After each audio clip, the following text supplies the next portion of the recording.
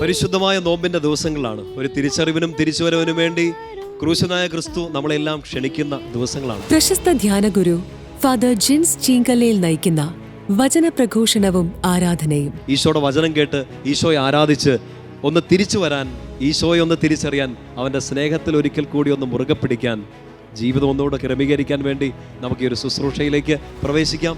നിങ്ങളെല്ലാവരെയും ഈശോയുടെ നാമത്തിൽ ഈ ഒരു അനുഗ്രഹിക്കപ്പെട്ട ശുശ്രൂഷയിലേക്ക്, നോമ്പുകാല ധ്യാനത്തിലേക്ക് സ്വാഗതം ചെയ്യുകയാണ്. ഈശോ അനുഗ്രഹിക്കട്ടെ. വാർഷിക ധ്യാനം മാർച്ച് 11 മുതൽ 14 വരെ രാത്രി 8 മണിക്ക് നമ്മുടെ ഷാലോം ടിവിയിൽ.